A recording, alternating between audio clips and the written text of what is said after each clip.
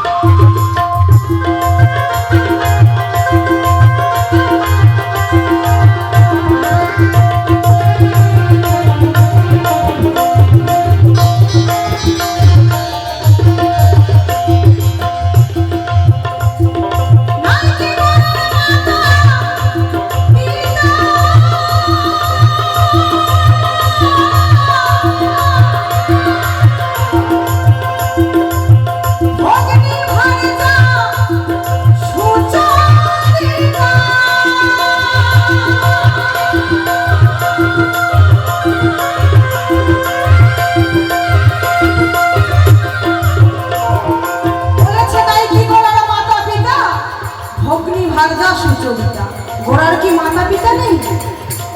গোড়ার মাতা পিতা থাকতে মাতা পিতাকে কেন ত্যাগ করে সন্ন্যাসী নিয়ে চলে যায়?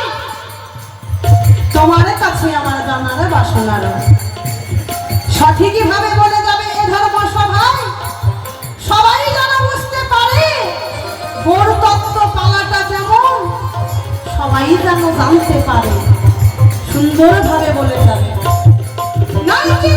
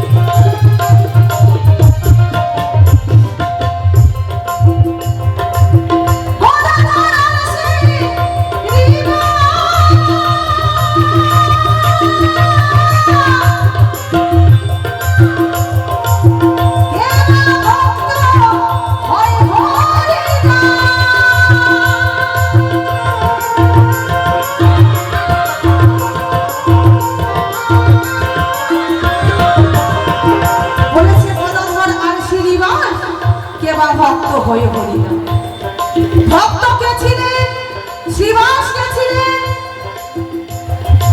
তোমার কাছে আমি জানতে চাই সূক্ষ্ম সূক্ষ্ম জবাবটা যেন পাই নইলে কিন্তু ছাড়া ছাড়ি না। এখানে জানার ব্যাপার তো কি না গুরুর কাছে জানতেই পারি। গুরু গুরু গুরুর কাছে সবাই জানতে পারে, সবাই জানার কিন্তু বাসনা নিয়েই গুরুর কাছে যায়। যেটা কখনো জানি না, যেটা কখনো চোখে দেখি না, গুরুর কাছে গেলে কিন্তু পাওয়া যায়। গুরু আমাদের কি দেখায় না, ভুল পথ থেকে টেনে নিয়ে আসি সঠিক রাস্তায়। যে রাস্তায় গেলে আমরা গুরুচরণ আশ্রয় করতে পারবো, সাধুগুরু বৈষ্ণবের চরণ ধরে নিতে পারবো, সেটাই রাস্তা দেখায় আমাদেরকে না গুরু। সেই আমাদের রাস্তা দেখায়, ভুল পথ থেকে টেনে নিয়ে আসে সঠিক রাস্তায়। এটাই হচ্ছে আমাদের গুরু।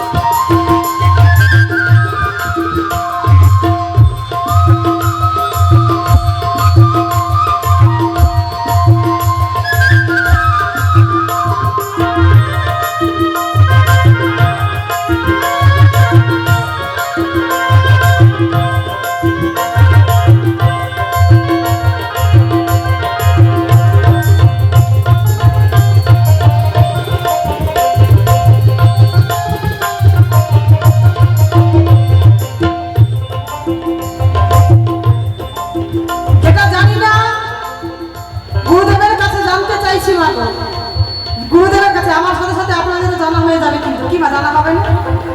বাবা কে কে জানবেন একটু হাত তুলেন তো, আমি কিন্তু কথা বলতে ভালোবাসি। বাহ, আর বাবারা জানবে না কি বাবা? আপনাদের জানার বাসনা হয় না? হ্যাঁ বাবারা জানবে তো? কে কে জানবে একটু হাত তুলেন তো। আজকে পেয়েছি, গুরুদেবকে পেয়েছি, তাকে কি ছাড়া যায় কি মা? হ্যাঁ তাকে ছাড়া যায় না। কথায় আছে না, যদি আমরা গাছটা রোপণ করি, গাছটাকে যদি আমরা যত্ন না করি, তবে কিন্তু কিছু পাওয়া যাবে না, ফল পাওয়া যাবে পাওয়া যাবে না। তাই গুরুকে যদি আমরা বারবার করে যাচাই না করি, সে কিন্তু মনের কথা কখনো খুলে বলবে না। তাই তোমার কাছে আমি জানতে চাই, নিমাই কেন মাতা পিতাকে ত্যাগ করে বিষ্ণুপ্রিয়াকে ছেড়ে সন্ন্যাসী নিয়ে কেন চলে গেল? তোমার কাছে আমার জিজ্ঞাসা হয়ে গেল। সুন্দরভাবে একটু জবাব দেবে, জবাবটা যেন অভাব না পায়। কিবা অভাব পেলেই কিন্তু ব্যথা পাবো, এই কথাটা হয়তো ভুলে গেল, আমাকে বললো না, কিন্তু গুরুদেব আমার মনে পড়ে না, যেটা মাথার মধ্যে ঢোকায় সব কিছু বলে ফেলে। তাই নিতাই